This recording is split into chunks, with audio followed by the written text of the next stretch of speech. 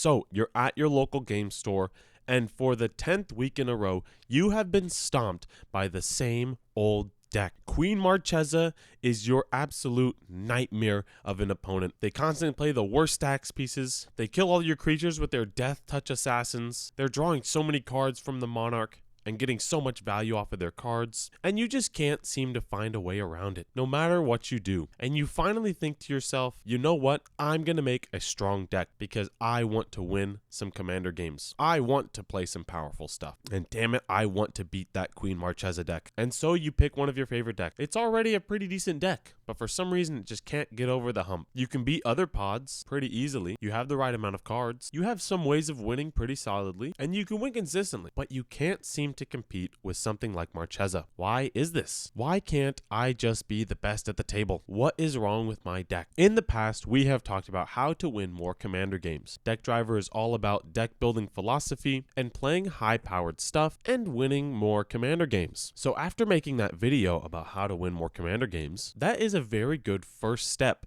into making a more optimized deck that is more focused on a clear game plan. As we go into a more in-depth guide on how to make better decks, there are still some core fundamentals from that video that do remain. We still want to have a very clear focused game plan and a very obvious way of how we're going to win the game. We want to make the right choices and have enough cards that are going to do certain things within the deck so the deck as a whole can run very efficient. We still want to have plenty of ways to ramp. We still want to have card advantage. We still want to run enough removal so that we don't just get run over by any faster decks. A lot of these principles will stay the same, but there's a few more things that are really good to focus on as you get better and better at deck building. So let's get into it. How do we turn our already good deck into an even better deck? What I want you to start thinking about your deck as 99 cards with a guaranteed spell that can enable the rest of the deck. With this kind of approach, you can think of a commander in a much more flexible way. Your commander is simply a guaranteed spell. You can choose, do you want your commander to be the main strategy and build around? Do you want your commander to be an engine? How does your commander work with this 99, since it is a guaranteed spell? So that's the first little mindset shift we want to have. Your commander is a guaranteed creature spell. Now I want you to look in the top right corner of that creature spell. How much mana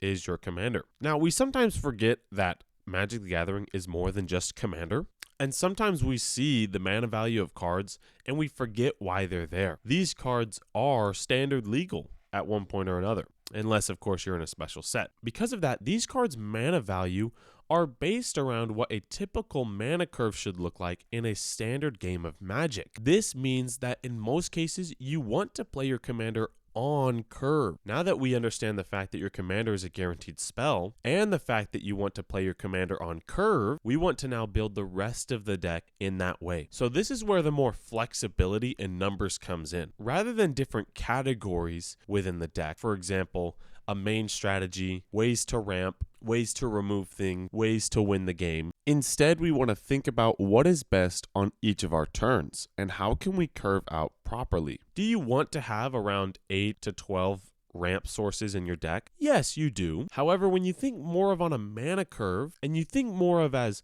what does your deck want to do turn 1, turn 2, turn 3, turn 4, turn 5. What does each turn look like for the deck? You can understand that ramp is not as important as it was in the past, simply because your deck is going to have a lot smaller mana curve than it probably did before. This is where we truly start making changes. You might want to run 8 pieces of ramp, but if your deck is very turn 1, 2, and 3 heavy, ramp might not actually be as important as you might think. And rather than running cheap ramp spells, you might want to just run better pieces on turn 1, 2, and 3 that can fit in your deck and help synergize your commander that comes out on turn 4. Let's take my Jetmir deck as an example. Jetmir was one of the first times I've started thinking more on a mana curve rather than value and game plan. On turns 1, 2, and 3, my goal with Jetmir is to either ramp with something, play a tutor that can set up my next couple of turns,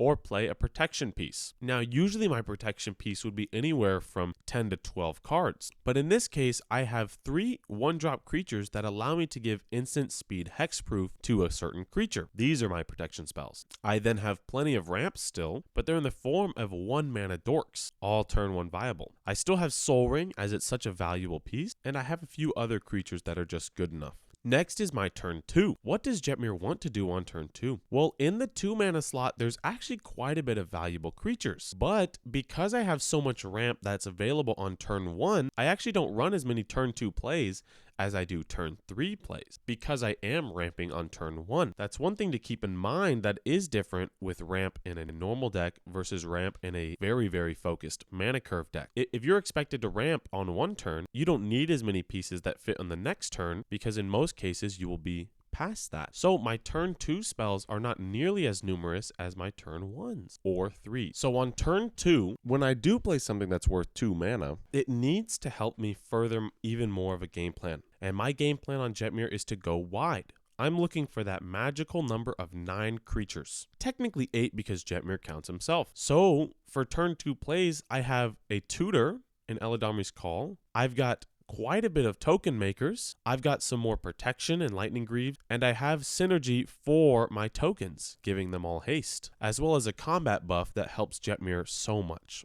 So I don't have as many options on turn 2 as I do on turn 1 or on turn 3. As we're getting into turn 3, we have a lot more efficient token makers. Turn 2 has some pretty good all-stars, so we still want to run those. But on turn 3, we get pieces like a Nimpa Call, Kranko, and Adeline. These 3 creatures make me so many tokens on a very consistent basis. Because of that, turn 3 is an extremely important turn, and I want to find some of these pieces. Going into turn 4, I almost always am going to cast Jetmir. The only reason I wouldn't cast Jetmir on turn 4 is when I've ramped and I'm able to play either another turn 2 piece or another turn 3 piece on turn 4. Then at latest, I will cast Jetmir on turn 5. Again, our focus is more on setting up our commander's arrival. If your commander is worth 6 mana, what are you doing on those first 5 turns in order to make your commander that much more impactful? When a deck is built around a guaranteed creature spell every game, the turns leading up to playing that creature spell must make it that much more worth it to play it. If you are doing nothing but ramping to get to 6 mana, your deck is not optimized enough to play that commander, and you might just be better off picking a different choice. But back to the deck. After I cast my commander, the only goal is to then put more value onto the table. For turn 5 or turn 6, I either have token replacers in Jinny Fae or Divine Visitation, or more token makers that are even more efficient at making me token. And that is basically how I top out my mana curve. Anything past turn 6, if I have not taken out 1 or 2 players already, I've basically lost the game. But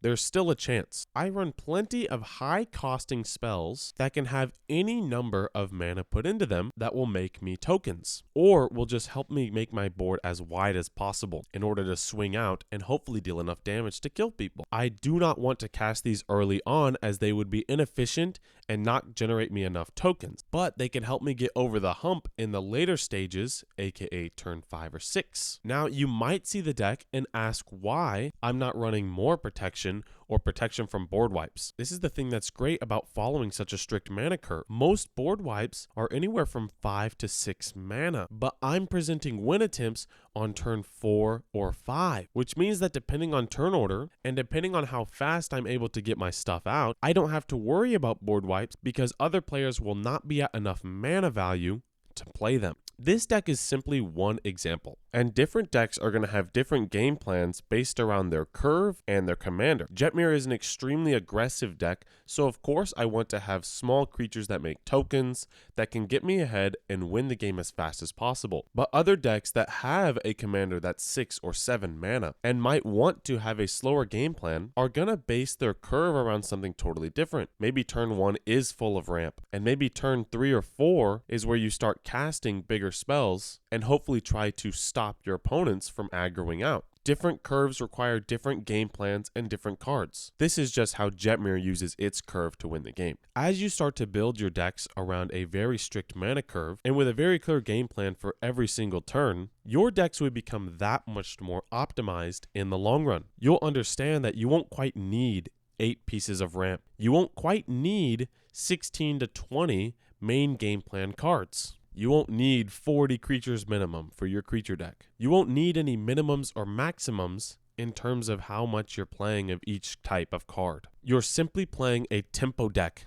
The more focused your deck is, the more you can think of it as a tempo deck. You are trying to play the best option you have on turns 1, 2, 3, 4, 5, 6, and so on. Whatever can get you further in your game plan on each of your turns is what's going to help you really get over the hump when it comes to deck building. So that Queen Marchesa deck that's giving you hell is probably simply just more optimized in its mana curve and is always furthering its game plan no matter what turn it is. They're either developing a board state, perfecting their hand, maximizing their mana, maximizing their card advantage, setting up advantage pieces, or playing perfectly around their commander and when their commander wants to come out. As your decks get better and better at doing this, the more games you will win and the more optimized you will be. That's all I got on this topic though. This is the intermediate level. As I get better and better at deck building, and as you get into more of an advanced way of building your decks, the more and more you start to reach levels of CEDH. An advanced video will definitely be coming out in the future. However, it's not super necessary, as the more advanced sometimes often equals just more expensive, as some of the better decks are just better because of card quality, the commanders in place, or it's just natural power and synergy with other cards. Because of that, sometimes there isn't really a deck building philosophy for those higher up decks. They simply run all the best cards in all the best slots for all the best turns, and they find wins because of that. But that's for a later date. As for now, these are my thoughts. Thank you all for watching, and I hope you win more Commander games.